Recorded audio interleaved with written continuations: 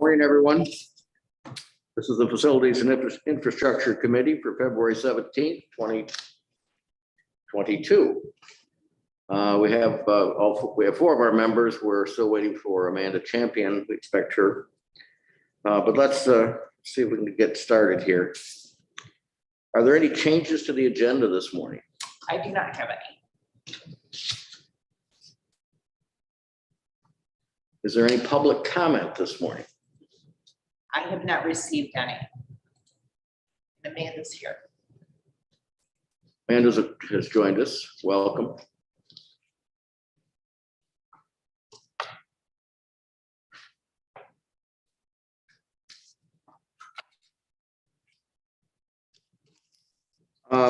As far as my report, a couple of things. I see Josh is with us.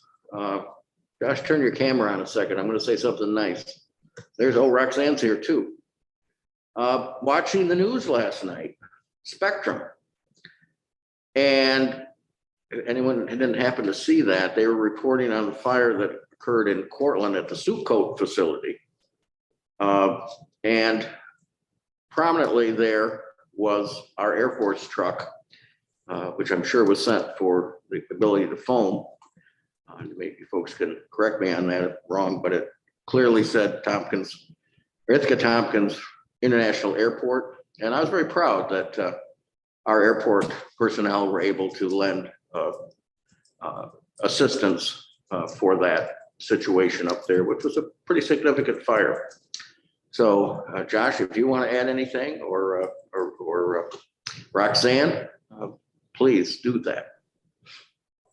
Yeah, so like you said, Mike, we are on the county's mutual aid plan. We were activated by actually a former employee of Tompkins County, that Scott Roman. He's the director of emergency response in Cortland County. They needed a lot of foam.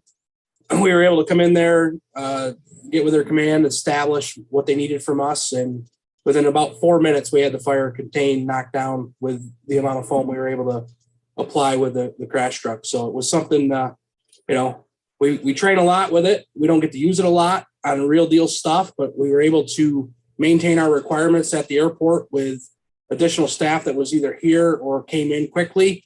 Of course, with the apparatus we have, we maintained our index. So the airport was never left unattended, and we were able to assist our neighbors in Cortland County. So it was a good thing for all of us, I think. Well, thank you to everyone involved there. Let me ask Josh a question. Go ahead. Well, as long as we brought the subject of foam up, Josh, I've been on a couple of conference calls with NISAC in Albany, and one of their issues they've latched onto is contamination from AFFF and PFOS. Is that an issue, or has it been an issue? Do you have any areas of contamination potentially or lingering problems from it? So there has been a lot of studies with the PFAS in the foam, and that's really the contamination that they're looking at. The FAA right now has done multiple tests, and with the requirement by the FAA, the directive now is to continue as is. There's nothing that they're looking at, the risk versus benefit, right? So we went to non-deployment testing, so we're not spraying foam like we used to. We used to always spray the foam on a containment area anyways, collect it and remove it to a facility to be cleaned up before this PFAS stuff even came out. Right now, we use it for emergency situations only. So we're not doing that testing. The FAA has not changed the guidance on that, but there is a lot of testing. They're trying different style foams that could possibly come down the pipe and work. But right now they're saying all those testing have failed. So AFFF really is the highest standard of foam for Class B fires. So we're still in a limbo stage. We're trying to to make sure that, we follow their guidance. Like I said, it's only emergency use. So fuel fires, something like yesterday, we don't use it for training. We don't use it for testing anymore. We have no foam options. So we're keeping that stuff off the ground. Like, I'm sure Suco is going to have a cleanup company come in, and they're going to look at all that stuff. The nice thing about where that fire was last night is they have a containment. We actually were in the containment area fighting that fire. So all of that stuff has been collected. So all the burning stuff, if there was an oil rupture, that would contain in that area. So to use foam on a situation like that was probably the best place you could actually use, because it couldn't get into any drainage, water systems, anything like that, because we were fighting that fire in the containment area. So there's so much back and forth with the DECs and states and the FAA. Right now, FAA says continue as is for the requirement, and it's kind of like a monthly report. So when it comes down, I can let everybody know. But it's on the topic for sure.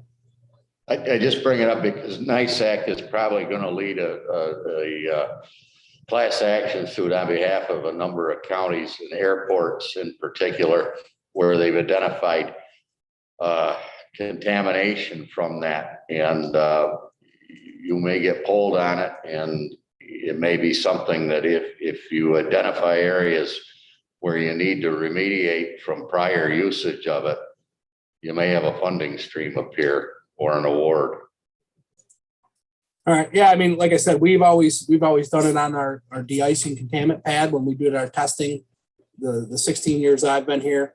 So the nice thing about that is it's collected and then taken to, with the glycol, it's put in a truck as a hazardous waste and taken care of that way. So I would say Ithaca would be in a good spot of not having any contamination, but you never know what they did prior to when I was here. Thank you very much, Josh. This kind of leads into our next discussion a little bit. Roxanne is with us. Roxanne, can you please just give us a very thumbnail primer of what the Air Services Board does for our airport?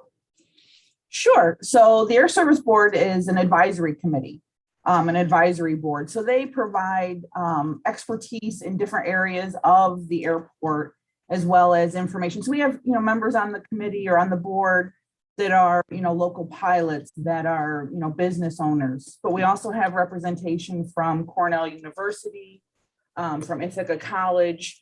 It's to help to grow the market, to help us, determine, what these educational institutions or what businesses or, information from TCAT on what the community is looking for in air service, or so that way when we're talking to airlines, we can, get that information to them as well as backup information that, there's so many students at Cornell University, and, and this is the areas that they come from, and how do we need, what flights would best serve them.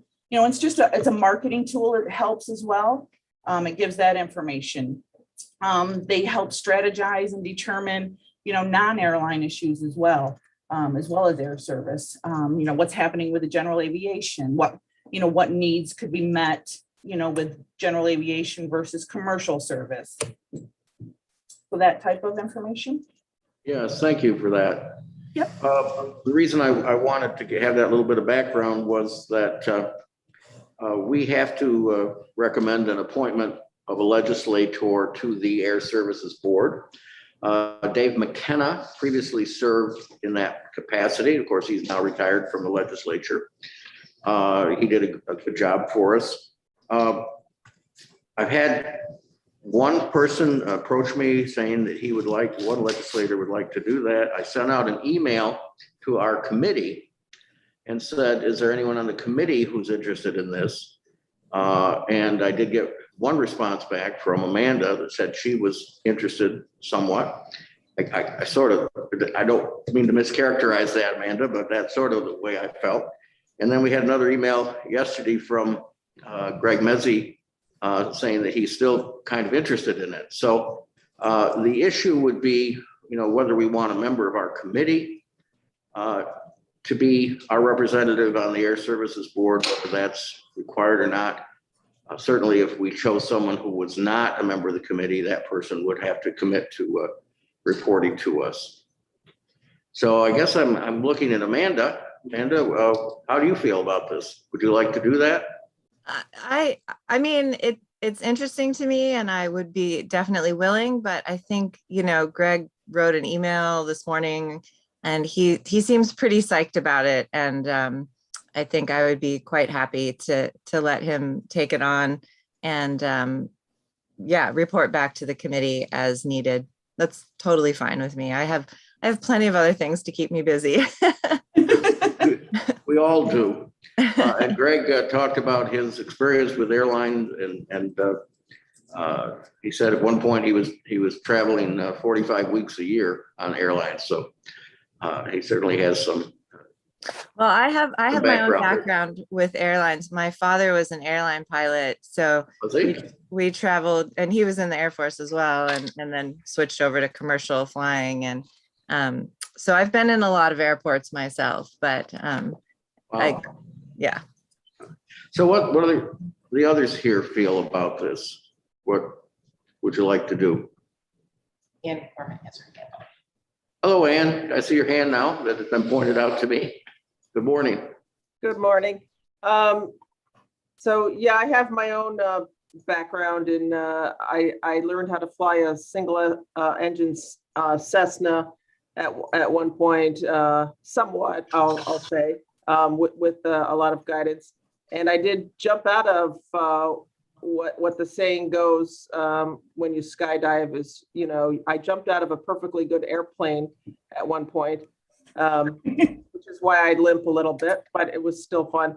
I am interested in it too, but I have, with PDEC, I have a lot of liaison committees, and so if I had the time, kind of like Amanda said, but if we have somebody that's really, really interested in it, I would say, that means a lot to me. And Greg also said he'd be willing to come and, report to this committee. And we have, Roxanne, and Josh that are really good at communicating with us too. So I feel comfortable with Greg. Lee or Randy, any comment? Okay. I'm fine with Greg. He looks like he's excited about it. Okay. And I would add, even though Dave was our representative the last couple of years, when I've been chair here, I've attended the Air Services Board from time to time. You don't have to be a member to attend one of their meetings. So anybody here who would like to do that, I think they meet once a month in the middle of the afternoon. I can't remember which day. Roxanne probably remembers that, but Sure, it's the third Monday, except for January, February because of the holiday, but it's normally the third Monday, 3:30 to 5. We've been doing them Zoom. We do have the conference room available if anybody needs to pop in, but if anytime anybody wants to join in, reach out. I would be happy to send the link. And if you ever have anything you want discussed, brought up, questions on, absolutely, please feel to reach out to me, to Josh. We're more than happy to share information and get you data and information or anything you're looking for. their meetings are interesting. Everything from student reports on studies they've done to activities trying to get more flights and more locations for us. So would somebody want to then move to recommend to the legislature Greg Mezzi for our appointment? Randy, seconded by Ann. Discussion? We'll vote then. We'll start with Randy. Yes. Ann, Yes. Amanda, Yes. Lee, Yes. and I vote yes. Thank you for that.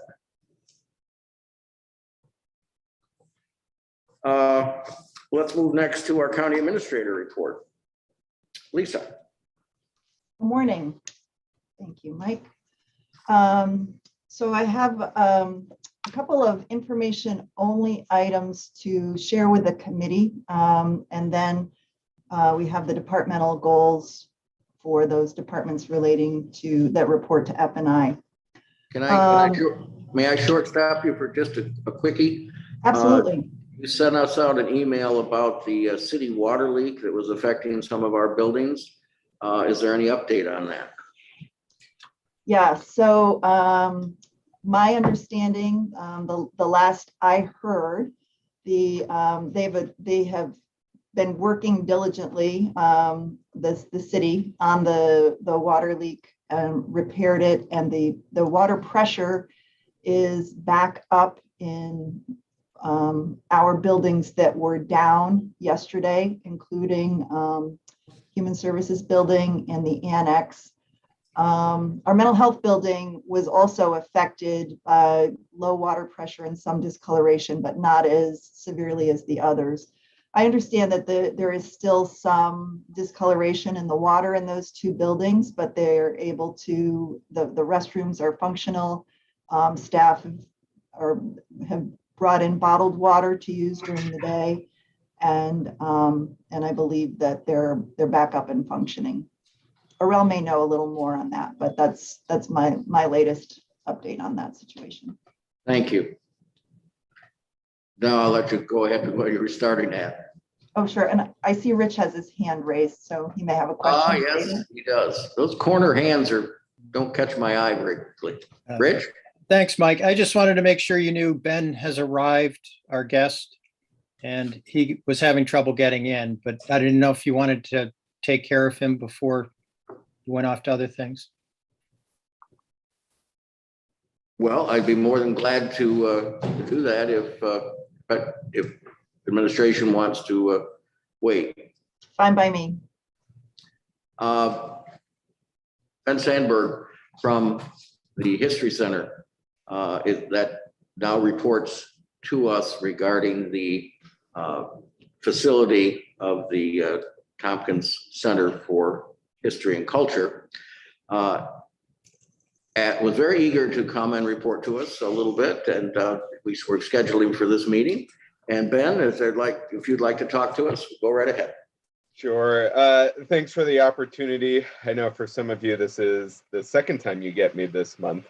But here I'm wearing the hat as the sort of community partner managing the Tompkins Center for History and Culture. We had restructured through the end of last year some of the operating agreements between the county and us, and it was really to be able to streamline and responding to needs within the building. So really, this was a chance for me to pop in, say hi, that I'm going to be more regular at these meetings to just keep you all abreast of anything here at the center. It's been a pretty slow couple of months. We still got a lot of people working remotely, so the use on the actual building isn't high, and that we will likely down the road in this current year want to look at, we are still, the monies budgeted for the center sort of anticipate cleaning services and some other building uses at full capacity or peak capacity. And so clearly we are going to come in under budget this year. And so at some point to figure out, I think we want to see what it looks like when we're back, in some hopefully post-COVID future, because I think that will end up being the true cost, but we might come under in the next year or 2 years just based on folks in the building. So wanted to put that on folks' radar. The building's in good shape. I talk with the facility guys over at the county pretty regularly, and it seems like we have a good working relationship and communication back and forth. So really that's it for now. I am gonna, at future points when I'm coming to talk to the committee, I'll come with some numbers just to give you all a sense. But really just want to take this opportunity. Some of you I know, some of you I don't, but introduce myself, remind folks about the building here, and to continue this partnership between the county and the 11, 12 nonprofits that we had in the building. It's made a real difference for us during COVID. So we're happy to come and keep all of the legislators informed. So thank you all. That's all the time I'll take today, unless there are questions. Thank you, Ben. And when you want to come on, please work with Katrina McCloy to get you on the agenda, and we'll have you there. Are there questions for Ben? I had just one, Ben. Are we fully leased up at the building? Yes. Actually, I've already got, a bit of a waiting list. I think there's more interest of, smaller nonprofits and organizations getting into the building than there is space to accommodate folks. So there are 3 or 4 groups who have asked, as soon as there's an opening, would you reach out to us to see if we're still looking for accommodations downtown. Rich? Yeah, I would just add, I think Ben is being a little bit modest, that he's really helped the not-for-profits in that building to work together. And as an example, they're exploring right now, how can they all get the same Wi-Fi service and save money? But there have been various efforts to combine services and save money and to operate more efficiently across all of the not-for-profits. I think it's really worked very well, especially through COVID, that we didn't lose any of these not-for-profits. So our efforts for the Tompkins Center for History and Culture, I think, have really paid a benefit from that direction. I just put that out there. Thanks. Thanks for that, Rich. I would add that I definitely wake up in sweats thinking about alternative realities where we didn't have the Tompkins Center for History and Culture as a unit down here on the Commons, and that it has made a tremendous difference for all of the groups centered here, and even some of the groups who we've started working with during the pandemic who weren't part of the collaboration beforehand, specifically the Center for Transformative Action. And so to continue to be a resource in the community, especially during COVID, and to have some of the security that this provides really makes a tangible difference to all of us here. So there are so many folks to thank for realizing the project, but first and foremost is the county legislature for really, stepping up and realizing this project. So thanks all. Okay, well, thanks again. Shauna's got her hand up. Whose hand is up? Oh, Shauna's here. Shauna, you've got it. Is that your hand or is that a? I do not think it's my hand. Good morning. I don't know where that came from. I think it was just a cursor hand. It wasn't one of the yellow hands. But good morning. Thanks for joining us this morning, Shauna. Good morning. Thanks for the invite.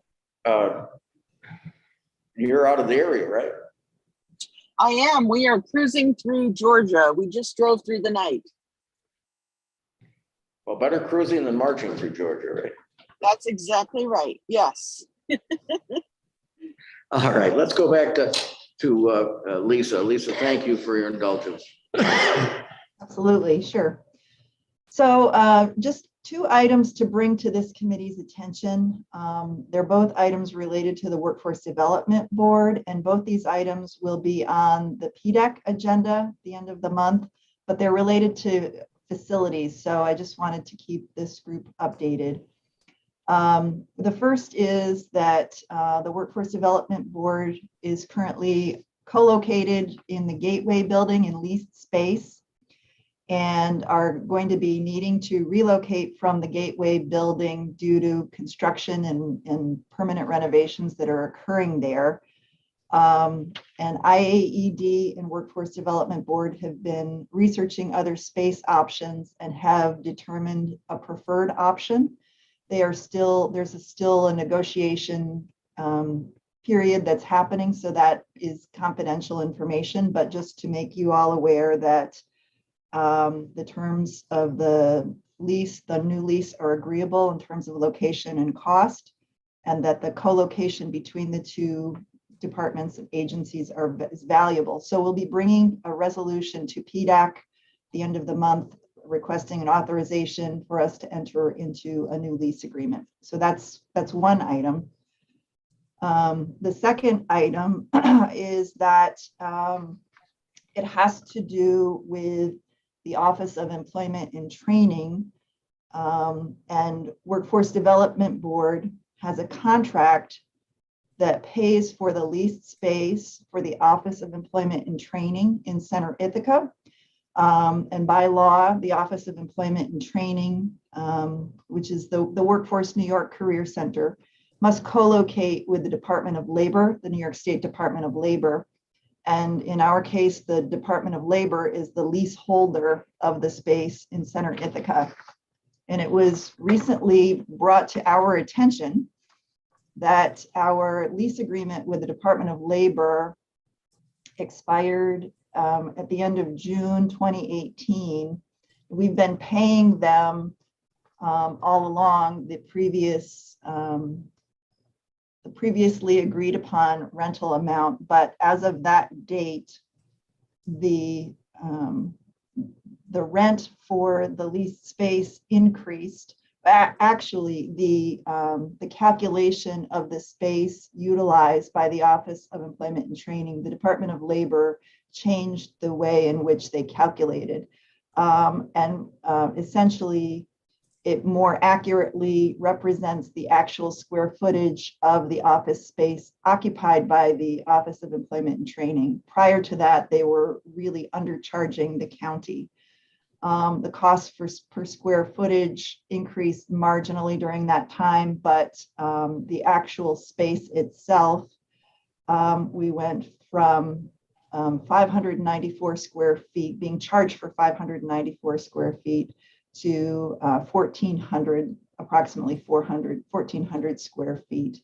So that resulted in an increase in the rental costs of about $27,000 per year, which we have not been paying the Department of Labor since that time. So we are in arrears since July of 2018, and we will be bringing forward a resolution again to PDAC, which will go to the full legislature, to authorize us to pay the back rent, which totals approximately $122,000, which would take us through 2022, and then enter into a lease agreement for the updated amount. And that would make us current with the Department of Labor for the actual square footage of space that staff are occupying in the Center Ithaca offices. So it's unfortunate that this wasn't addressed earlier, but I wanted to bring it to everyone's attention that we're addressing it now. And after several conversations with Rosemary and Jackie at the center, as well as Department of Labor, we feel that this is money that the county does owe, and that I believe that this just gives us all the more impetus to proceed with our center of government building and consider bringing Office of Employment and Training and the Department of Labor under the county's building in the future, and reduce these rental costs. I'm happy to take questions about any of this. Wait, what will the cost be going forward with the 1,400 square feet? So the costs that we were paying were approximately $20,000 per year, and it raises it up to about $47,000 per year. Goes a long way toward a bond payment, doesn't it? Sure does.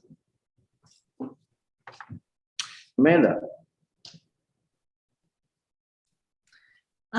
Thanks, Lisa. That's troubling.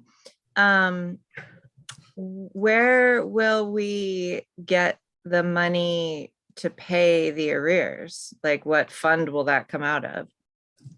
we'll be requesting from contingency fund. Okay. That will, the arrears will be a one-time payment. And then we will look toward the 2023 budget to incorporate the additional costs in the Workforce Development Board budget going forward. Okay, thank you.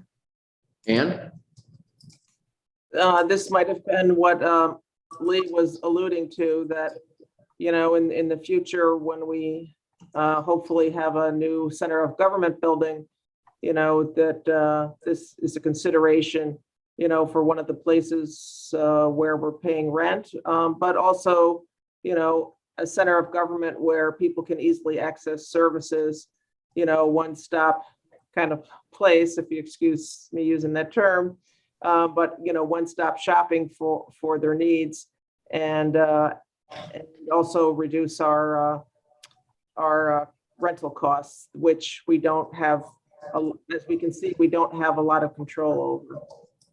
So I will be supporting this, so thank you. Thank you. Shauna, Yeah, thank you, Mike. It's a shame that we own a building and we are renting it out to other organizations, yet we have to pay rent to have our own space. I was wondering if there are any leases that are going to be up in the near future. Shauna, are you referring to the professional building that we now own, or Center for History and Culture, or other? Sorry, the Center for History and Culture. I did inquire with Ben about office space there, and they do not have space available. And particularly, I was looking actually for in both of these circumstances for any county-owned space that could accommodate. And we do not have adequate space there. And the Center for History and Culture did not have the space to accommodate. Okay, thank you. Sure.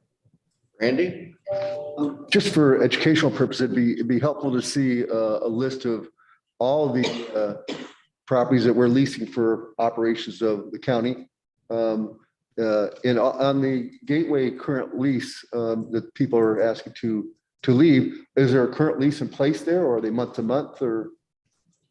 There is a current lease in place there, and I believe we're in the midst of a 5-year agreement with IAED for that leased space. Lisa, have we ascertained yet whether there are escape clauses in these two leases you've talked about? Yes, I just followed up with an email to the legislature on that. Yes. Thank you. Mhm. Anything else for Lisa? Any other questions? So, the only other item that I have on the agenda is the 2022 departmental goals for each of the departments that report to Fni. And as I've done with other committees, I haven't gone through the goals. They're in front of you, or you may have read them already. But the departments that report to Fni are here before you if you have questions for any of them directly. But the goal in sharing the departmental goals is to provide legislators with the information as to what's on the horizon for department heads, what's on their work plans for the current year, and to help align with the committee goals. What's the pleasure of the committee? Do you want to go through these at this point, or ask the departments as we get to them to mention them if we have questions? The latter? The latter. Yes. Okay, I'm seeing heads nodding. Yes, Amanda. Oh, yeah. I mean, I don't think we need to go through them specifically. All right. Well, I certainly appreciate the fact that we have them to look at this point. All right, anything else, Lisa? Thank you. Thank you for your report. We're going to go to Highway Department now. Jeff Smith, I'm going to hand out a compliment to you too, and your staff. I think you folks have been doing a great job with snow removal and ice, and particularly ice removal this year. And I hope you pass that on, that we certainly appreciate the hard work that your employees do. I will, Mike. Thank you. Yeah, we've had a few days where we had to leave here with chains on. So the ice is scary. They back up hills. It's a whole different set of rules when the roads are covered with ice or it's raining at the time. But some areas south had more ice than we did, but we did have it in some areas and in the county. And I will pass that on. I do appreciate the recognition, and they do work hard. It's all hours of the night sometimes. I'm sure it is. So would you like to proceed to your report? Sure. Hello, committee. How you doing today? The Highway Department has 3 very closely related resolutions to consider. They all have to do with the Aetna Road Bridge project. And we are in the position now to award a low bid. Something I always say at this time, and I try and somewhat make it a theme, is that up until now, we've never really known what the cost of it is. Everything is an estimate. And at this time, we now know. The bids have been open, and I'll get in more detail all this stuff. The bids have been open. We had a good showing of bids. I think there were 6 bidders. The lowest bid and the next lowest bid were about $15,000 or $16,000 apart, which is close when you're talking about a bridge at this cost. The one thing the three resolutions have related is the bridge. They all have to really, well, 2 of them have to pass to move forward. The third one is bringing on our consultant to provide construction inspection services. The other 2, and normally the most important and the first one that I talk about, is allocation of additional funds needed to pay what we now know is the cost of this bridge. I'll get into the resolutions at this time. The first resolution is looking to transfer highway fund balance and amend the capital program for the Aetna Lane Bridge. The amount that we are short that we were looking to pull from fund balance is $361,300. Let's get this on the table. Is there someone want to move that? Amanda, seconded by Lee. Go ahead. Jeff, anything further? It's just to continue that the 361,300 is what we need now to pay for the low bidder on the construction. I just wanted the committee to realize that if you look at the memo portion of this resolution, it does spell out the financial implications. And previously, with the engineering estimate, the state required us to match those funds in the engineering estimate, which at that time was $431,000 additional funding required. That said, the local share at this time on this bridge is approximately 38%, for a total of $867,300. The difference with this bridge and other bridges we've done in the past is that this is a Bridge New York funded bridge. And when Bridge New York, the set of rules with Bridge New York is that the funding is capped. So there is no going back for like cleaning up of additional funds that might be left over in another portion of a different project somewhere on the tip, things like that. There's no Marchicelli money to go back for. So as the costs increase, it's 100% borne by the local sponsor, which is the county in this case. Just wanted that to be very transparent. I think I would still, personally as highway director, I'd still recommend moving forward. 38% is better than 100%. This is, I had in my mind to refer to an article that I've recently read about the real estate prices and how they just keep going up, up, up. And I kind of feel that way about bridge construction. And I think some of the building construction going on is that I don't know if there's a ceiling. It wants to just keep going up. When these bridges were first estimated, it was pre-COVID. When they were awarded, it was pre-COVID. A lot of things have changed. Seems like costs continue to rise. But anyway, that's what I wanted to get out, is that remark about the story and how real estate prices want to keep going up, and it seems like bridges are the same. That's all I have. Are there any questions? Amanda? Thanks, Jeff.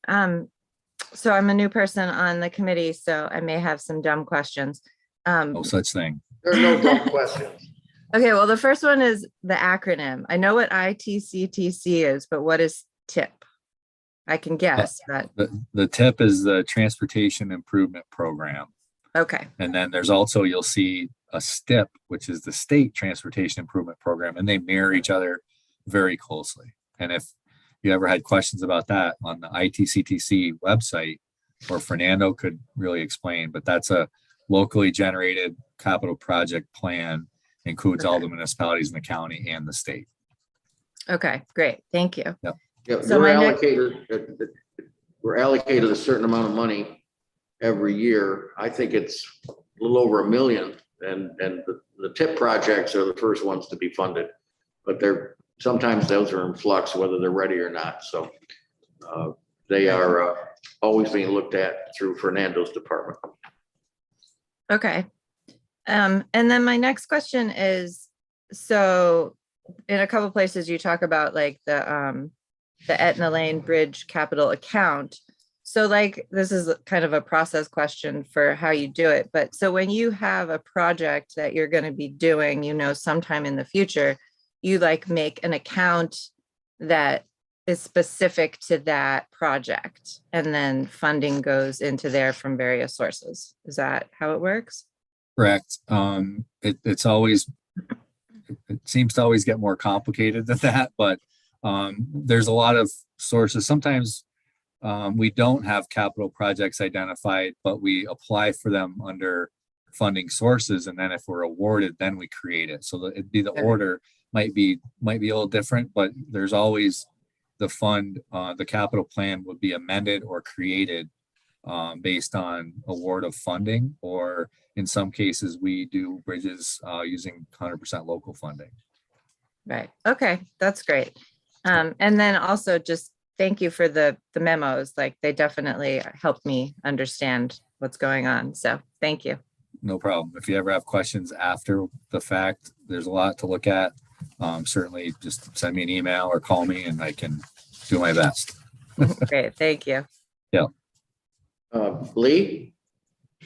Jeff, you made mention of funding and contingency for the balance or the difference. You've got bridge funds, highway funds, where you're going to move the money to account for that increase, correct? Yes, Lee, it's a reserve. It's itemized on the resolution. Right. So it's internal reserve funds that you have. It's not coming out of county contingency funds. Correct. The larger. Yep. Okay. Yep. Jeff, unless I'm missing it, I don't see the name of the low bidder either in the resolution or in the memo. That's the next. We had to. I do it this way for transparency, Mike. And if we did one together, it would be 8-page. So we do three. I do 3 resolutions, and they're all related. The next resolution is accepting the low bidder, and it'll show all that information. Sorry about that. Okay, you don't think it needs to go in this one then? We haven't been doing it that way. We've been Right. kind of packaging, and we say, okay, well, first we need to get the money there because we can't accept the low bidder until everybody's okay with. All right. That's kind of my reasoning for it. That makes seems sense. Okay. Are we ready to go ahead and vote on this resolution? All right, let's do that. Let's this time we'll go the other way. Let's start with Lee. Yes. Amanda, Yes. Ann, Yes. Randy, Yes. and I vote yes. Okay, resolution B. Authorizing to execute a contract with Departmental Judas for Okay, so construction services. I thought the low bidder was next, but this is the next one. I see Ann had her hand up. I don't. Okay, well, this is the inspection services, right? Right. Looking to contract with Barton Judas. They were the design consultant on this bridge. That's typical. We rarely will switch consultants to do the inspection. I need a motion. Randy, seconded by Lee. Continue, Jeff. I Anything just else? I was gonna get into, the contract amount is 125,000. That's for 4 months of length of project for inspection services. If it goes shorter, it will be less. If it goes longer, we will work to provide a supplement to add additional funds. We feel like that's a pretty good number. It was negotiated with Barton Judas, and we do have excess of funds on the tip for inspection services above the 125. So we do have some cushion there. Questions? Let's vote. Randy, Yes. Ann, Yes. Amanda, Yes. Lee, Yes. I'm yes. Okay, resolution C, award of bid. Great, thank you. So here is the low bid, award of low bidder resolution for Aetna Lane Bridge over Fall Creek in the town of Dryden. The memorandum portion of the resolution shows the 6 bidders. The next column are the bid amounts. Low bidder on this project is Economy Paving. Economy Paving has done multiple bridges for Tompkins County and other towns and other the city and things around. A lot of big projects. They're very capable construction company. Have no worry as far as them being able to accomplish, and finish the project. We've got the money now. We have the construction services, and now it's time to award low bidder. Someone want to move this? Ann, seconded by Amanda. Discussion. Only 16,000 between the first and second. Pretty close. Randy? Yes, Jeff, thank you. I was just curious, when did the engineer's estimate come in? How long ago was that? The engineering estimate was when it was going to the phase, what's called PS&E, which is plan, specs, and estimate. Estimate's the last portion of that. It's kind of like the last step before you go to bid. That would have been in like October of last year, would have been those final estimate. And that estimate was, as you recall in the previous email, $300-some thousand over at that time what the allocation of funds. The state required us to redo our agreements with the state to match the engineering estimate. So we had to go through that process in the fall. And then now, like I said, now we're seeing the actual bid numbers. Before it was always an estimate. It is a pretty big gap. I would agree with that. I mean, you don't want to see an engineering estimate departing from bids. I think the climate we're in, we're seeing that more and more, and I'm hearing it from other counties across the state. Thank you. Ready to vote? Lee? Yes. Amanda? Yes. Ann? Yes. Randy? Yes. I'm yes. Looks like we have an information item for your capital payment summary. That's for a couple of bridges, Central Chapel and Aetna. Yep. Central Chapel is closing out. We're getting, that's completed. It's open to traffic. And like we said, we just passed the resolutions for Aetna Lane. Those are some payments to Barton and Judas for design that's coming in and being processed. Any questions there? Okay, anything else this morning, Jeff? Not right now. I'm going to stick around if anybody has any questions for me. But we're glad to have you here. Thank you for your Yep, report. thank you, everyone. Let's go next to Arel Lamaro in facilities. Arel?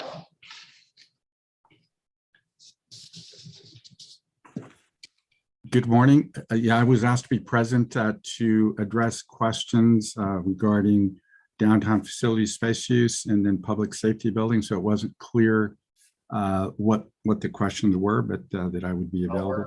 We're glad to have you here because this is just an opening of discussion. Committee members have asked for us to start taking a look at these. And I know Shauna's here, particularly to hear about the discussion that she told me for the Downtown Facilities Committee. I'm sorry, Facilities Space Use at the committee. That committee's gone. We're already hearing issues about space. Mhm. We have questions about our workforce, how they will be working, how many that there will be, whether our numbers are increasing. We've talked about the idea of possibly building a center of government building. We've acquired actually three properties near our campus to be able to do that. We don't have to do it tomorrow, but we might have to do it tomorrow. But normally when we've done our studies, we've had a downtown space use committee that has worked with facilities and engineers, certainly back when we had the engineering department, taking a look at the various departments that might be consolidated and the buildings we have and how what we need to do so that we're not going into a major capital project without the knowledge ammunition that we need. Our chair determined to discontinue the Downtown Facilities Committee that was looking at basically the purchase of properties and gave that to our committee as the lead on this. In thinking about this, I think that we need to have a subcommittee of our group and probably bring in other legislators and begin a discussion about the space needs for downtown. So that's why I had asked for this to be put on for our discussion this morning. And I would be glad to hear from Lisa and or Aurel, their thoughts about this. I'd be happy to start us off. I know in considering the purchase of property on Tioga Street, the dental building, that preliminary purchase, as well as the purchase of these two properties, 300 and 308, there was some preliminary discussion among staff and some preliminary work done to see what departments may fit into such a space. And that was a couple of years ago. We have COVID under our belts now, and some things have changed since then. So I would be glad to resurrect the work that has been completed to date so that we don't have to be starting from scratch. And we can pull that work together and see where we are and what further information we need, what needs to be updated to inform the decision-making going forward. Thank you. Was there a consultant used last time for this? Because with no engineering department anymore, and Aurel is our #1 engineer in these facilities issues. We appreciate the work he does, but he's got a lot on his plate. Do we need to think about as one of our first decisions whether we need to get a consultant to help us? Laurel, do you want to speak to? Yeah, so yes, I've been involved in since 2000. We did a space use master plan countywide. Excuse me. Well, no, yes, we worked with a consultant then and since. So since the 25 years ago, that master plan, we've then done subsequent space use updates, worked with consultants each time. The last three have been with Holt. Holt was very involved in the preliminary schematic design for a Center of Government project. But prior to that, we did space programming. So we met with all the departments in the downtown area, including departments that are leasing space currently and at that point. And so we've updated that study a few times since it was done back in 2005, most recently in 2020. And so, yes, I've worked with, I engaged them to do the work and worked very closely with them as we did those space program studies. Are there members of the committee who might be, well, before I go that far, let's go to Shauna. Shauna, do you want to talk about this for a while? Yeah, I mean, I think we are seeing that we're having some space issues, and it, you know, in my mind, it really just makes sense for some of our legislators to volunteer to be part of the conversation, as well as to join staff in that conversation to figure out what we actually need. I mean, we can't move forward with designing a building or doing renovations of existing buildings if we don't know what our space needs are. So I think our first priority is actually figuring that out. And I'm not sure that that's really in the wheelhouse of legislators.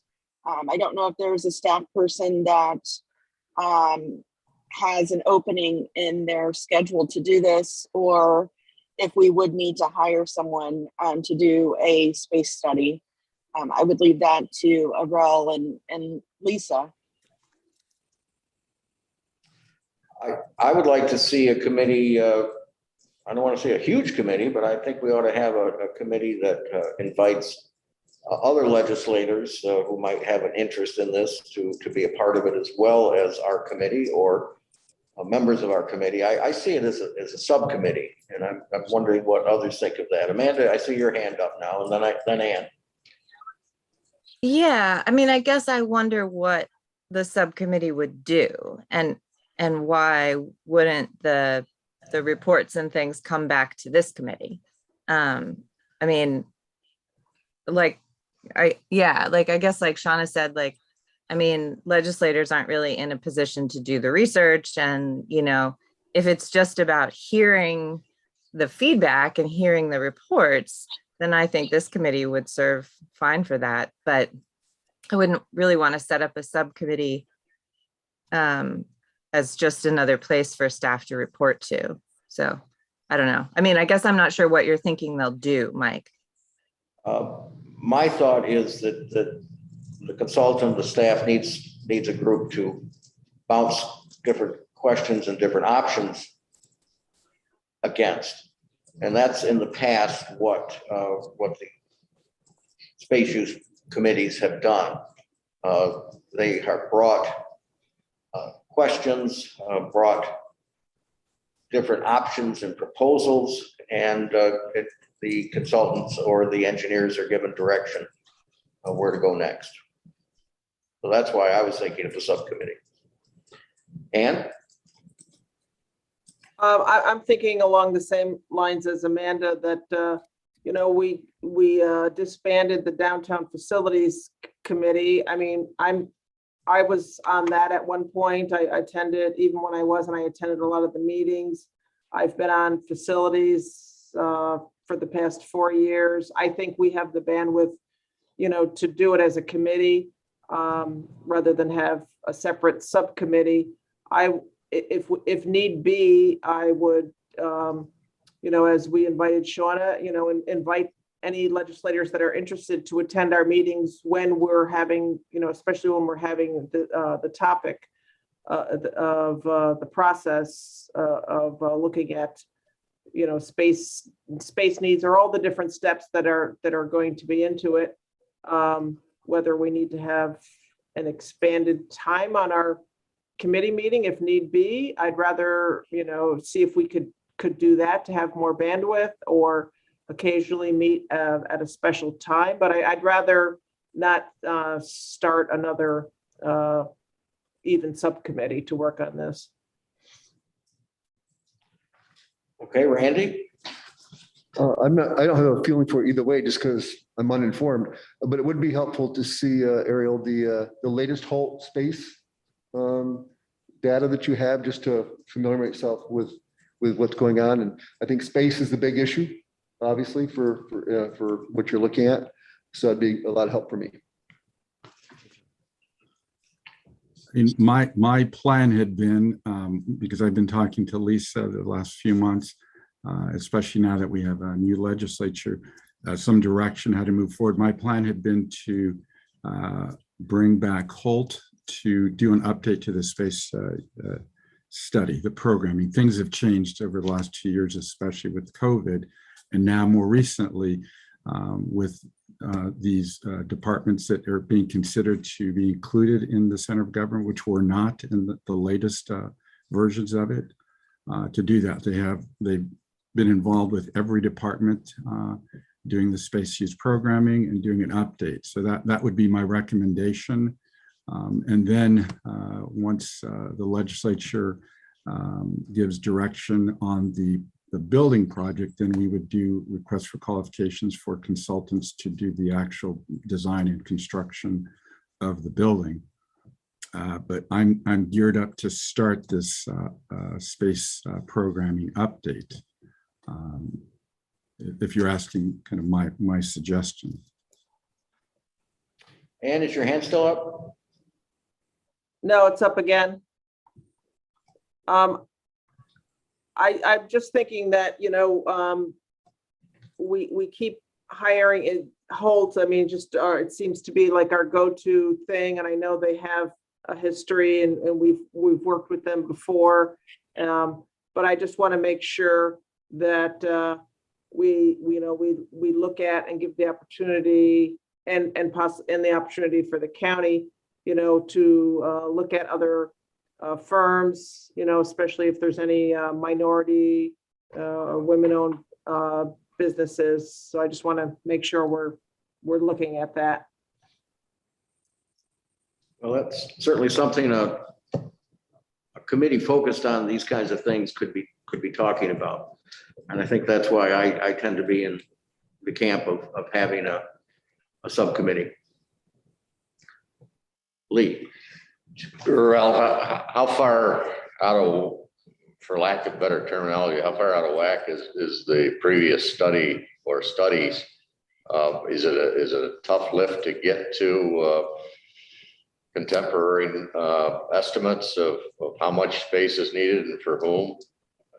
Has a lot changed since COVID, or are we still have the same framework of offices and functions? Well, I guess I respond in two ways. As far as adding these additional departments, that would not be, because the earlier studies gave us the information, but we would need to update that. I think what's changed is, like administration, that program has changed. There's additional staffing, additional initiatives that were not part of the earlier studies. So we would have to really go back to departments, not all of them, but to get those updates.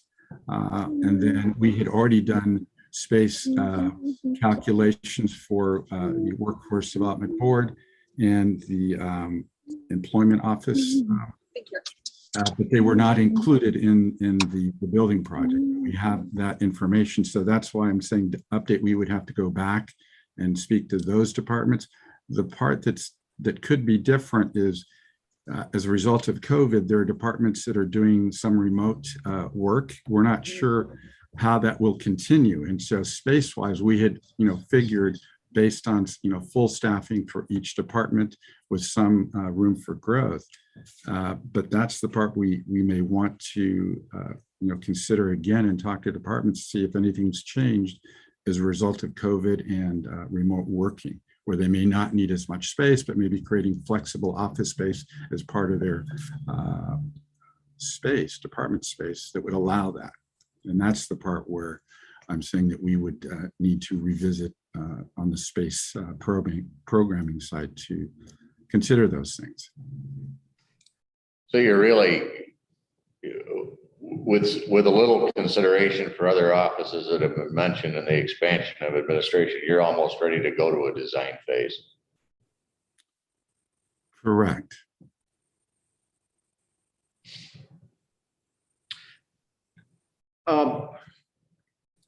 And your comment about Holt, and I'll catch you, Amanda.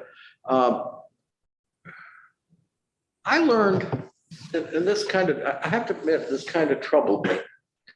I learned last summer that the schematic that we were shown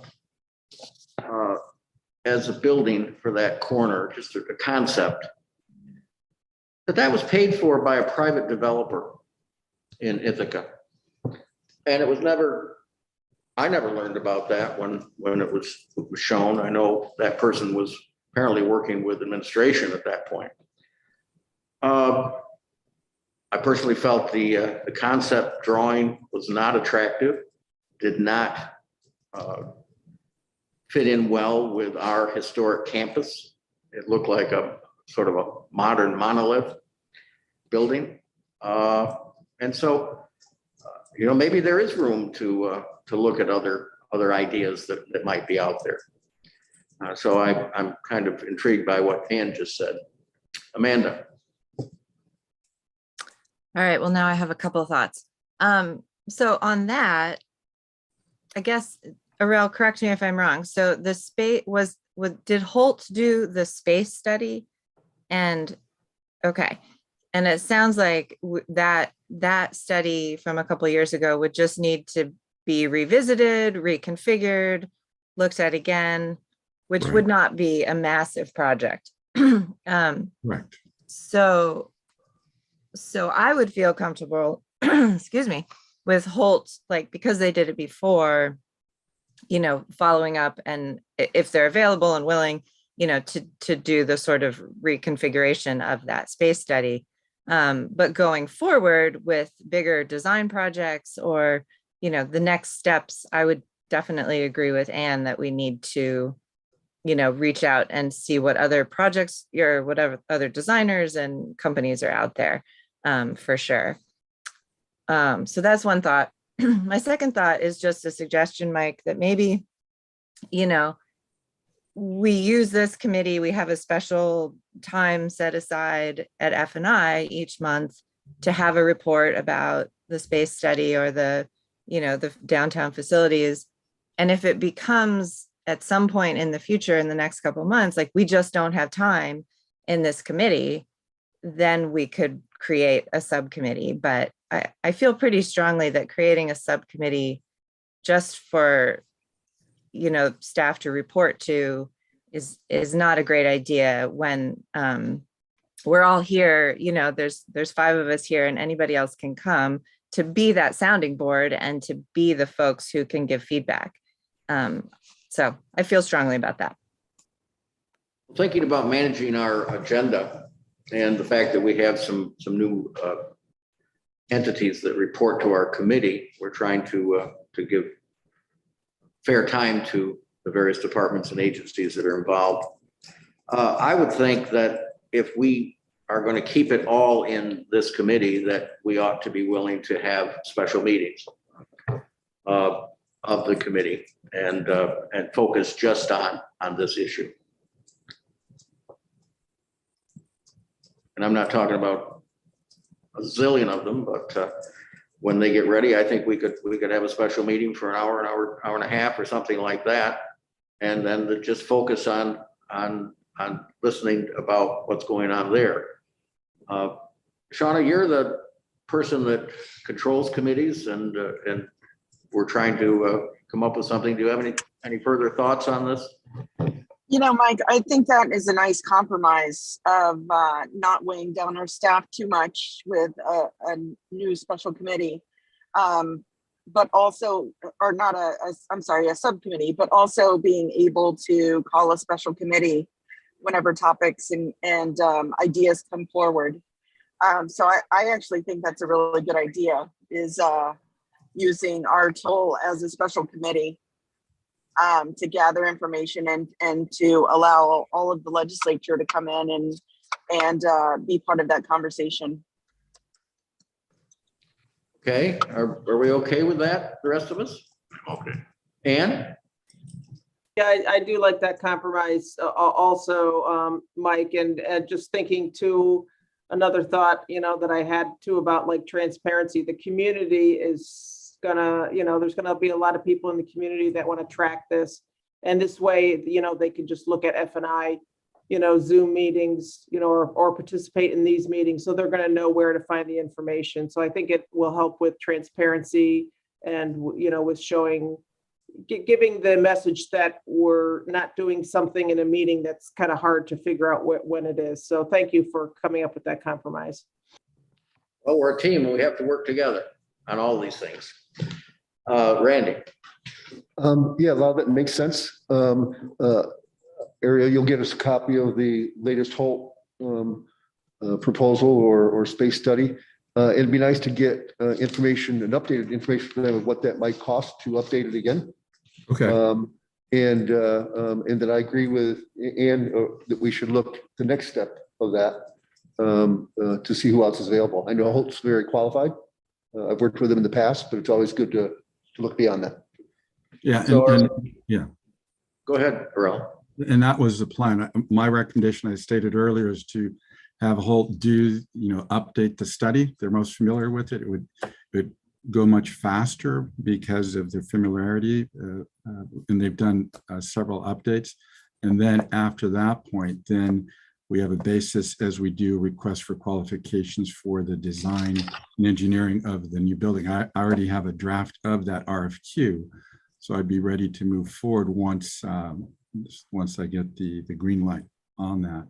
So yes, I've already approached Holt about doing an update to that space programming. So I'll ask him for a proposal, what that would be. So Lisa, how would we give Arel the green light here? Do we need a resolution authorizing to resurrect the space use master plan and update it, or where do we go? I think we can do the background work on that, but you would need to authorize any expenditure for continued work on that plan or updates to that plan if there are costs associated with it. So maybe what we can do is get an estimate of those costs and bring them back to you at the next meeting. That would make sense. Okay. Is that okay with everybody? Yep. All right, I see thumbs up from Amanda. That's always helpful. Okay, anything else on this issue? I think we've got a game plan on how to proceed. I just wanted to say thank you, Mike, for having the discussion and finding compromise. I know this is a very big topic and we've been talking about it for a very long time. But I'm glad we're able to navigate forward. Thank you for your leadership. More than happy to help. The other thing, and I think Randy, you asked for this to be on the agenda, is to start thinking about the public safety building. Of course, we have a public safety committee that's been heavily involved in that too. But I guess from a facilities standpoint, we're kind of interested in what needs to be done, what it might cost, and what action our committee might need to be involved with. So I don't know, wants to talk about that, either Lisa or Arel. I can start us off and hand it off quickly to Arel. So in the capital plan, which was approved for the 2022 budget, was to begin work as necessary on the upgrades and improvements to the public safety building, including the jail. And so as part of that, there are a number of health and safety related critical repairs that are needed. And Arel has, I believe, begun the process with leadership at the public safety building to commence that work. So I'll hand it over to Arel. Yeah, so Lisa's correct. And some of you legislators might recall, just prior to when COVID started in 2020, we had done a presentation to Fni and to the legislature regarding the public safety building and some options that were being considered. And then COVID hit, and the legislature decided to put that project on hold. However, I did indicate, and I may have said it at committee, but I did say it to Jason, that there were things that could not wait, that we had to address significant building deficiencies at the public safety building, because we had done a building conditions assessment report. Labella had done that with our department and noted several systems that really needed to be addressed that could not wait, 4 or 5 years. And so what was submitted, I submitted as a capital PAR request form to do these, what I call short-term building improvements at the public safety building. And I remember at the time, Jason was going to say, well, what can we do for $1 million? And I said, we can't do it for $1 million. So they increased it, and it's $3.75 million to do these short-term improvements. We are complete. The design has been completed. We actually walked contractors through last week for each of the disciplines: electrical, mechanical, and plumbing, and then general work. And so we expect to receive proposals from them probably by mid-March. And then we would most likely approve the work and the proposals and move forward with the implementation of these short-term improvements. And these short-term are basically buying us about 5 years time until the legislature makes a decision really on a larger project. Is it going to be a major renovation of the existing facility, which would include additional, an addition, or a new building, either on the site or elsewhere? And so those are the options that have been presented, as I said, about 2 years ago now. And so at this point, the project moving forward is going to address some of the more significant building condition, the deficiencies at the building. And they go the spectrum from some mechanical improvements, a lot of plumbing, electrical improvements, the generator replacement. That generator is 37 years old, and we've had problems with it. We're doing some flooring, some ceiling replacement, addressing the booking area, addressing the dorm showers. So the emphasis is more on the general work as well as mechanical systems. And as I said, the budget, which includes construction, is $3.75 million. So I guess my question is, and I'll get to the two hands here in a minute, is what is our role at facilities vis-a-vis Public Safety Committee? And maybe if I go to Rich, he'll comment as chair of the Public Safety Committee. Yeah, thank you, Mike. And that's exactly what I was hoping to talk about for a minute. In terms of a building as a building, it's all F&I, as I see it, and that's your field. Where I see public safety involved is that we're looking at a really different jail than existed 10 years ago. Not just that it's deteriorated, and it has, and this is the patching that we're doing at present, but what we're trying to do in our jail in terms of programming. And Ray Bunce has continually, advised us that we could do way more there in terms of working with the inmates to get them on a better path. We're doing good stuff in terms of steering them towards programming outside of the jail, but we're really limited in what we can do there. I think that we also have to consider that because of our actions with alternatives to incarcerations, our jail population looks very different than surrounding jails. That the people who are in our jail, have really earned the right to be there. Unlike a lot of surrounding counties where they're just holding a lot of people without them posing a danger to the public or themselves. The people who we see in our jail generally have much more severe issues going on, either medical or mental health or drug or anger management, whatever it is. So there's a need for more intensive approaches there. All that I say to say that's on the public safety side of trying to get into the design. How can we better apply our principles of what we want our criminal justice system to look like into the functionality of the building? A couple other factors that I think come from the public safety side. One is the centralized arraignment part. And that goes over to the public, the sheriff's office side, but it connects to the jail because we should have a good system for holding people in a short term while they're waiting for the centralized arraignment part. The other issue that I just float there is entirely speculative, but I think New York State is going to get some religion on this. And that's revising how 16 and 17-year-olds are held.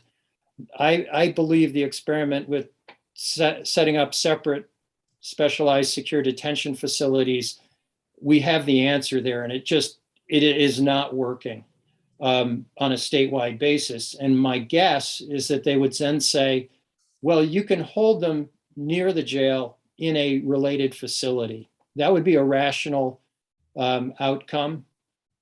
Don't know if that's going to happen, but again, another public safety issue that's going to impact the design elements. I'll stop talking there, but I anticipate our two committees would have to work together. Thank you, Rich, for that. So basically, I'm hearing that the repairs that we're doing, the capital project, should be focused through this committee with advice from your committee. Is that what I'm hearing? Yeah, and frankly, once it's decided, here's the plan of what to build, I think that's largely in your court. I think that public safety has to be involved in the general discussion. What do we want our jail to look like? What functionality does it have to have? And that's where public safety comes in. But then I think we step away. And what you said about our inmates getting better services, of course, the Achilles heel there is the fact that most of our board outs, as I understand it, are female. And so they're not located where they could get our programming. And that has to do with the requirements of how they are guarded and the cost of doing that. So we need to keep that in mind. That's an area that I've always felt that we have not done what we ought to be doing. You're absolutely right. And that's sort of a function of our success with alternatives, that our female population is so low that it doesn't make sense financially to hold them locally. We may, as a matter of policy, decide to change that. But in our design, we probably could make it far easier to do that in an efficient way. One other thing I'd add, Mike, is that anything we're doing, we're going to have to get approval from the Commission on Corrections. And I believe they're going to look at our jail with a very different eye than we see it. So neither here nor there, we have to anticipate that. And is your hand still up? No, I was just gonna ask that Megan Megan McDonald's in the chat asking to be promoted as a panelist, but it looks like Katrina was trying to promote her because she wanted to add something to the discussion. Yeah, that was me signed on as our department login. Oh, okay. So Terry's Terry. got his hand up. Let's go to Terry. Yeah, so the one thing I want to add to the conversation, and this is something, especially in light of the Green Fleet, policy passing the other day, we've had conversations with Arel and recently with the public safety folks, and in order to electrify that fleet, we're going to have to do some substantial improvements to the electric infrastructure in order to be able to put in the charging stations. This is going to be one of the critical facilities that's going to necessitate a fast charging station. And until we know the future of the building, we can't make that infrastructure improvement. It just costs too much to then be torn out or, whatever might happen. And so, we already have one plug-in hybrid for the sheriff's department. We're planning on getting a fully electric vehicle, in the upcoming months. We have, hopes and dreams of doing even more in the next couple of years. but that's something that's really holding us back. And I think that's something important for, this committee and also Rich, your committee, to understand. Thank you for that. Okay, I guess it's going to be in our court. And so when things start coming to us, Arel, I guess, start getting ready for committee approval, you should probably bring them to us. Okay, so as far as the improvements that I talked about, there is no further approvals before we move forward. We are Because doing of the capital plan. Right. So on the current project I'm involved in would not. As it goes along, who the bidders are, that for example, and who are who is the low bidder? Well, the way we're doing this project is through what's called cooperative procurement. It's a policy that the county approved a few years back. And so basically it's almost like New York State contract. These contractors are pre-qualified, which is a better way, in my respect, to do a project like this that is very time sensitive, when we can only be in the correction side in certain areas. And so as opposed to WIC's kind of a public bidding where it's a low bidder and you are not sure, who that low bidder will be. So we're doing this through cooperative procurement. The projects that we've done to date, large projects like the elevator modernization that we're underway, is also through cooperative procurement. The flooring of mental health and human services that we did about 2 years ago is also through cooperative procurement. So that's how we intend to do this one. And so it would not require us bringing back a resolution to award to a low contractor. The companies that we're dealing with are already pre-qualified as the contractors that we can negotiate with for this project. All right, well, thank you for that description of the process. Randy. You may have already provided this to the legislature to pass. It'd be helpful to see an overview of the various things that you're going to be doing. And to Terry's question is any upgrade to electric in this to help with the electrical vehicles. So. Yeah, so these improvements would not do anything for electrification, because the big question is, what is the future of the building? And so those improvements that Terry's talking about are significant, that would not, our cost, what we had budgeted would not allow that to happen. So we can do, a vehicle here and there, but to electrify a large fleet would be significant. And this project at this point wouldn't be able to address that, because first of all, if 5 years from now we do the larger project, we from the at least the last presentation 2 years ago, the building would expand in the direction where those vehicles are parked now. And so I would not advise that we do that at this point, because until we know what the future is as far as expansion of that building, we would not want to put that infrastructure, at least for the electric vehicles, until that's known. Okay, any other points on the jail? Well, what I did want to bring up is the space issue. That has been the issue from the very, very beginning. This is another project I've been involved in 25 years. Thank you. Mike and some of you may recall, many years ago when Barbara Blanchard was a legislator, we were very close to approving at the legislature to move into construction documents with our consultant at the time.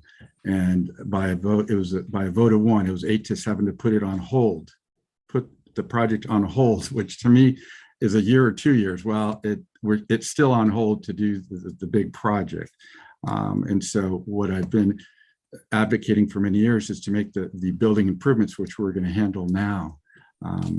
But the issue back then and continues to be is space. It's not, more beds for inmates, it's space for programming.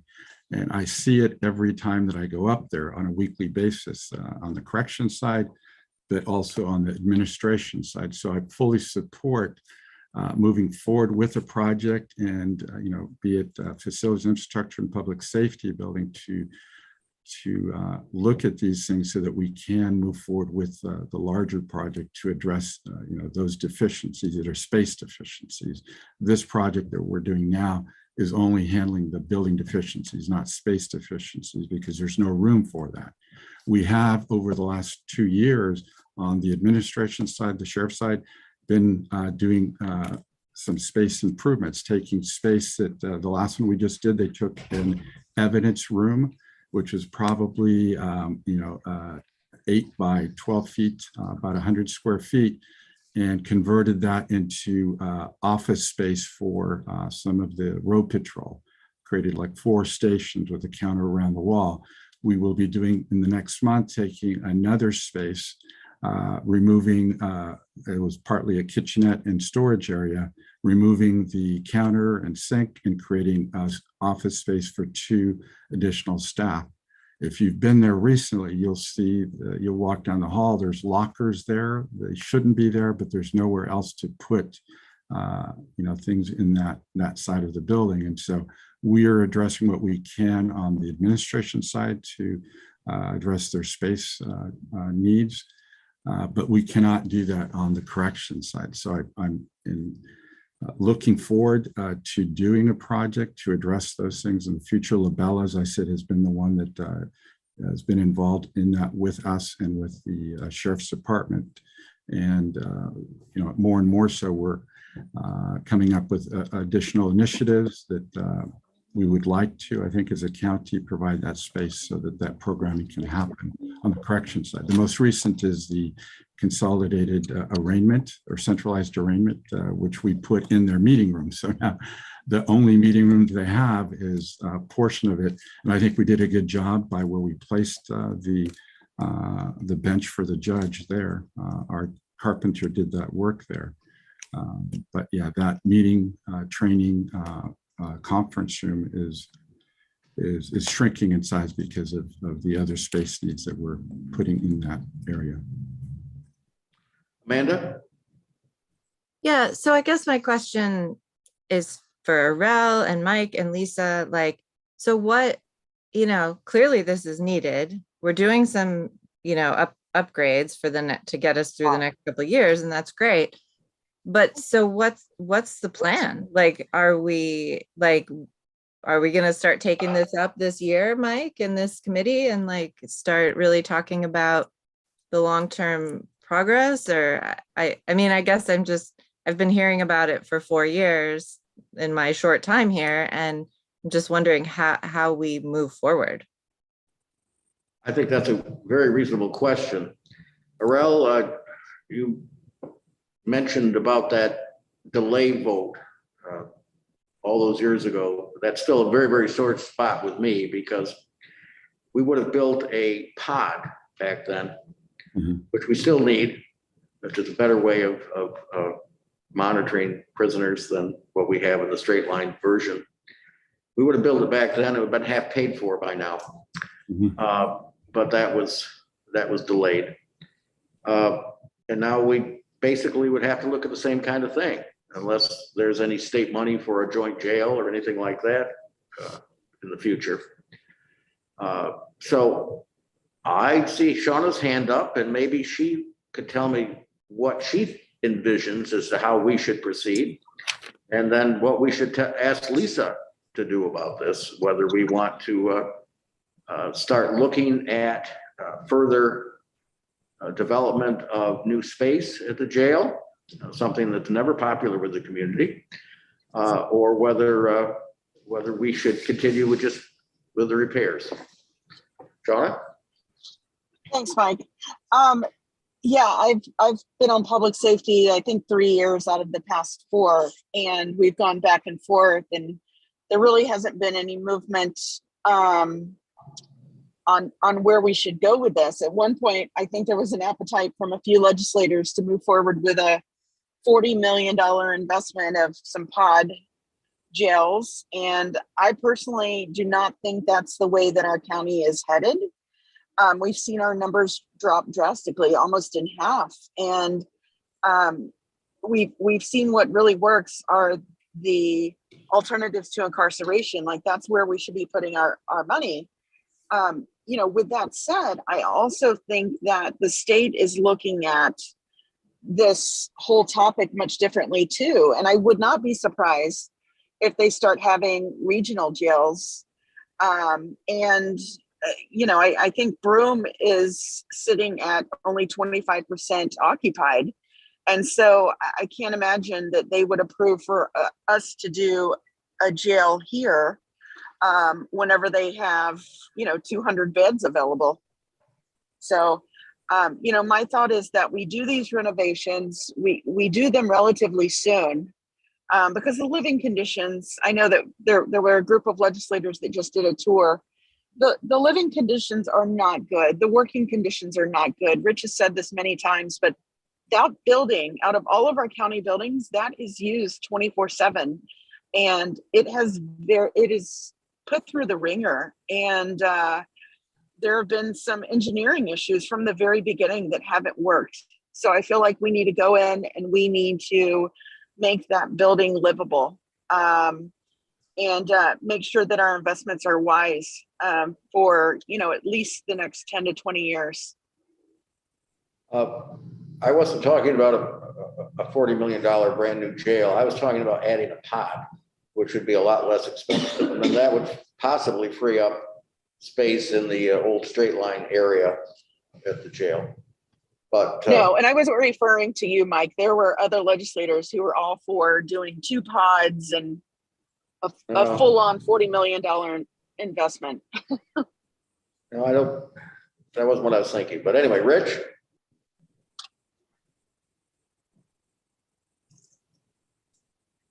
Yeah, I think the $40 million number that came through scared us and made us really go back and think slower. And then of course, COVID interrupted and threw us off completely. In answer to Amanda's question, I think how do we proceed is to give public safety a little bit of time to examine this question of functionality. What do we want our jail to do? What programming assistance do we want to have available there, and develop some of the space needs? Then I think we hand it over to you guys to say, okay, let's build the thing. But I think that's the order, that this Fni committee can't really make building decisions if we don't answer that first question. Public safety is meeting later today. We're going to be considering priorities. This is one of the priorities to consider, or focuses, or goals, whatever you want to call it. But it's something that I think we can pick up again, because I think we know what COVID is at this point. And it does seem to be stabilizing, even if it's unpleasant still. The other thing is, I think we're in a much better place in terms of knowing our numbers, that our numbers dropped dramatically during COVID. We were down to like 19. We might have even hit a day when we had 16. But consistently, we're in the mid to high 30s, low 40s. And I think we have enough data at this point that we could go to the Commission on Corrections and say, these are our numbers. This is status quo. So we're probably at a point we can make those functionality decisions. But I think that's the order. Happy to hear if anybody disagrees with that. Ann? Thank you. Yeah, I agree with Rich. I would like to figure out how to accelerate the timeline. I also, as Mike said about, I like the idea of adding a pod. We took a bunch of us a few years back, went on tours and looked at other jails. And so it definitely from what I saw and talking to the staff at the various other jails, it seems like, adding a pod, whether that would cost 10 million, that's still a lot less than 40 million. I mean, I know we don't have the figures for that yet at this point, but, thinking about not just the staff, I mean, which is very important, but what would be easier, safer for our staff. It could be that we need less staff, but also one of the major things is from what I saw, is it would improve the safety for our, the people who are temporarily housed there too, which we've had safety issues in our jail. And so the pod would in theory help with that. And then also looking at boarding out people, you know, because of their sex, that we could have the possibility we could have a co-ed pod. And then it also this issue that we've brought up before too, with people who are transgender or non-binary, you know, a pod could also help with housing those folks also. So I'd like to see how quickly we can move on this. So thank you. Amanda? Yeah, thanks. Thanks, Rich, for that sort of thought. And that all makes sense. I guess, you know, just thinking about what Shauna said, you know, just making, I mean, what I heard Arel say is that these improvements are gonna, you know, give us another 5 years. Shauna was saying we need 10 to 20 years, but that's not what I'm getting from these upgrades. So I think, you know, I think moving ahead with figuring out the space needs, figuring out, you know, what do we want to do? Do we need to like do a major upgrade or build a new building? Or do we need to do more of these smaller renovations to just sort of patch it through? I guess it just feels to me like we're, like it has been on hold, like we're just sort of hemming and hawing, and like, but that's not, you know, these sort of patches are not really long-term gonna help us. So I'd like to think more about the long-term. And, you know, I definitely appreciate Shauna's thoughts about like, you know, the bigger structure of, you know, jails and incarceration may be changing, but I don't think we can just wait around for 20 years to say like, oh, well, maybe we'll have, you know, a different system at that point. I think we still need something that's functional. And as folks have said, as Annie said, you know, it needs to be safe for all the people there. And, you know, I'd like to see it move forward. So if Rich is willing to bring it up at public safety this year and get talking about it, that would be great. Thanks. Randy? Yes, I agree with Rich. The process makes sense to me. We did take a tour there, and there's obvious space needs, and there's issues with areas where they're processing people medically when they go there. Everybody gets a physical, and people are working in closets. They really use their space. I understand that $3.7 million is just needed repairs, basically, for ignored building. And Rich, I think your challenge is going to be to try to make some of these other improvements that probably need to be made before 5 years from now. So. Amanda, is your hand still up? Okay. All right, well, I think that's been a pretty good discussion, and I think Rich's request to be given some time to talk in his committee and then have the issue come back to us, I think makes some sense. Yeah, we should be able to get you an answer, Mike, in 5 years. It's all good. Hey, yeah, that's county time, you know. No, I'm optimistic that we can get the functionality questions addressed in relatively quick time, because we've thought about it a lot. It's just been on the back burner because of all the other issues, but it really is time to bring it back. You know, I think everything about this is going to be hard, though, in terms of getting all the approvals and getting a shovel in the ground. This is not an easy project. Lisa?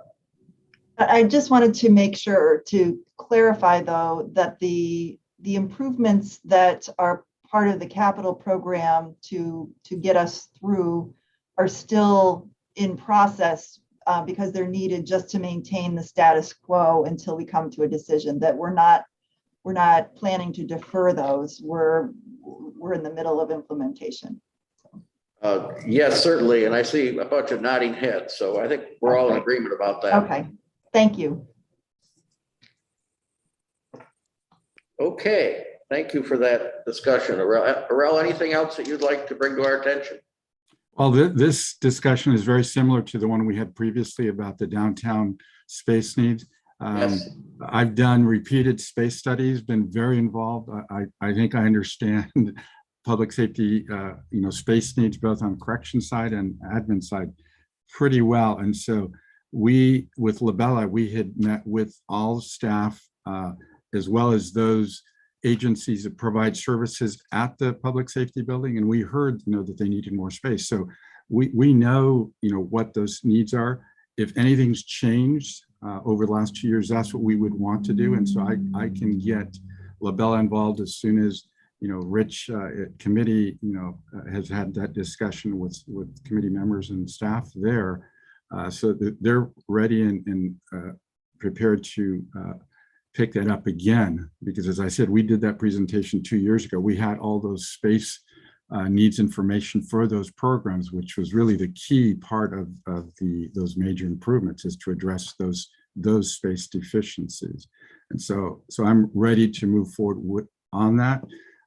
I touch base with Labella often since we're doing this other project about some direction on how they would like us to move forward on. So I'm ready to do that as well. Just wanted to make you aware of that. Labella Engineering has been the one that's helped us as consultant on several jail projects. Mm-hmm. All right. Got a few more minutes. Let's see if we can finish the agenda.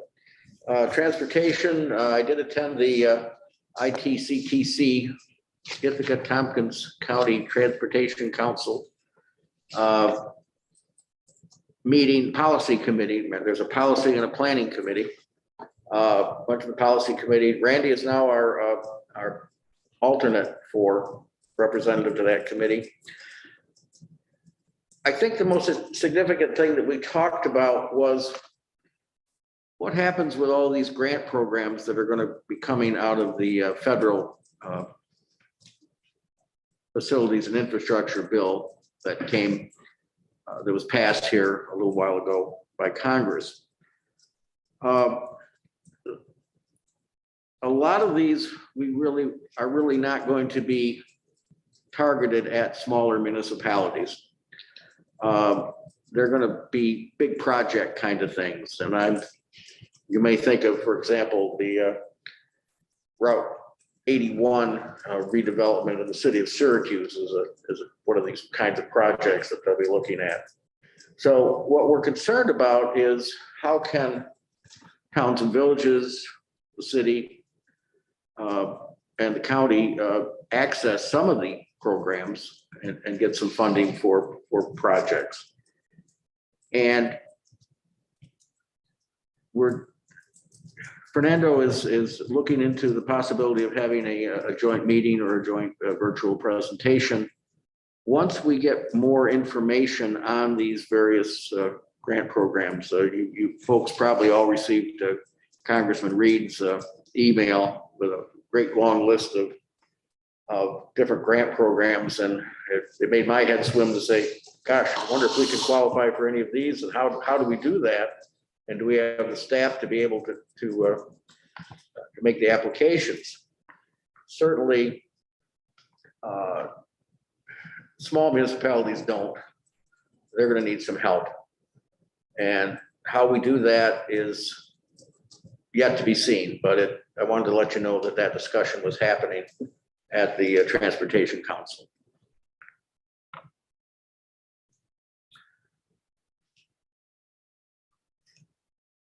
Can we take up the minutes?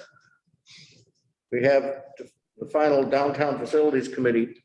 Mike, Yes. I was just wondering, before we do that, I see Roxanne and Josh are still on here. I don't know if we gave them the opportunity to see if there was anything they wanted to report on from the airport.